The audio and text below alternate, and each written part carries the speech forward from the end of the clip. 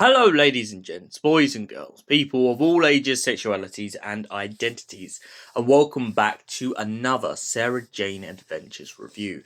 Now, I'd just like to quickly make an apology. This review was supposed to come out the other day, but due to the release of a Penguin cartoon slash comic book strip that I was in, I was slightly distracted, and as well, I did end up going to sleep very early the other day, earlier than usual.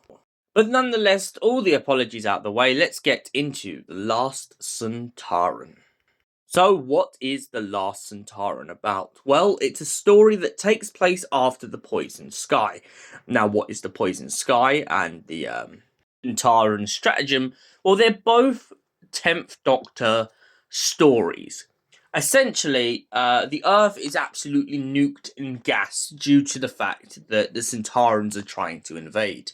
And so the 10th Doctor blows up their ship, skyrockets high in the stratosphere, manages to escape because a boy named Luke decides to sacrifice himself, and essentially leaves a bunch of Sontarans fleeing across all of space.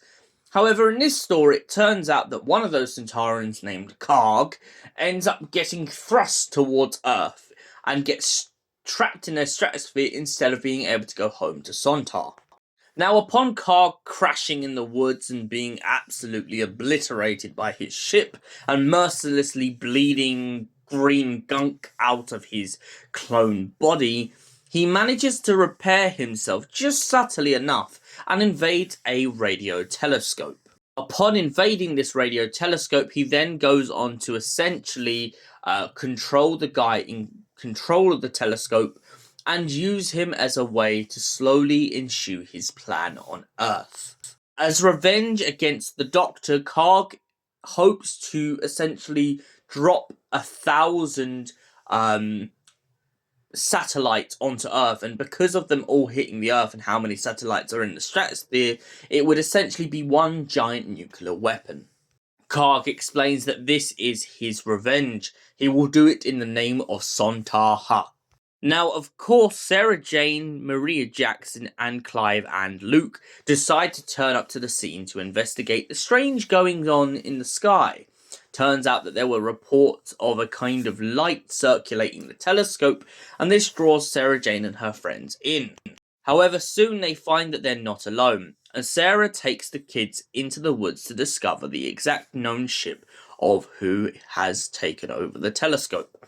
Upon realizing that it is a Sontaran craft, flashbacks begin to hit Sarah Jane as she suddenly realizes it's the Sontaran. Now, when she tries to explain to the kids that it's about time they run off, they don't quite understand why she's so scared of them. She points out that she's met them before, and she's exactly right. She met one in the Sontaran experiment, and she also met one in the Time Warrior, both with two different doctors. The first one she met with John Pertwee's doctor in the Time Warrior, and she met the second one in the Sontaran experiment with Tom Baker. This, of course, frightens her to death, and suddenly she finds herself in a position in which she's scared to the teeth. When she finds herself face to face with the Sontaran warrior, she points out to him that she has met his kind before. He laughs at her and says that she should be afraid. After her trying to interfere with the telescope, she finds herself pretty much captured by the Sontaran and facing off against him. He tells her the backstory of how the Doctor defeated him and his fleet, and she tells him how the Doctor is one of her closest friends. She then points out that in a story that isn't quite clear to me, that at some point Sarah Jane Smith has been to their planet. At some point she seems to also know the evolution of the Sontarans, which is something we'll get into deeper discussion in a different video to do with Doctor Who. But back to the current story of the Last Sontaran. She manages to overpower the Sontaran for a little while, and then he chases her and the rest of the gang out into the forest, where Maria Jackson ends up stinging the Sontaran in the back of the neck. They then trap Karg in his ship and send him back off into the stars, telling him to never come back to Earth ever again.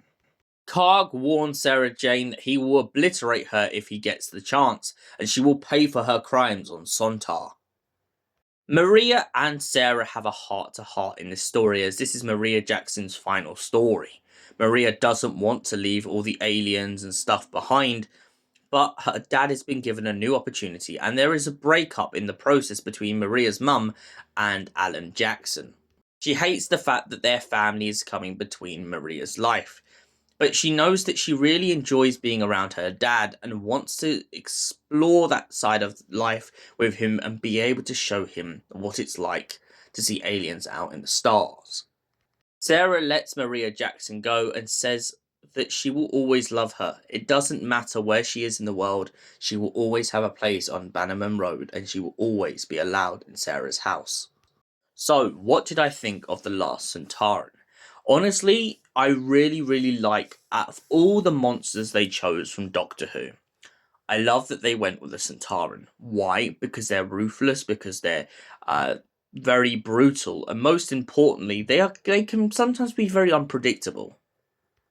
I also like because the Sontarans have this affinity where when they're first introduced, they're just kind of brutes. But over the years, when you start to look into the Sontarans as a whole, when you get into their mythology, it's really interesting to see that you have this clone race who essentially have this ability to use technology and advancements on their victims, whether it's a painful kind of test of weight or just a kind of insufferable kind of brainwashing.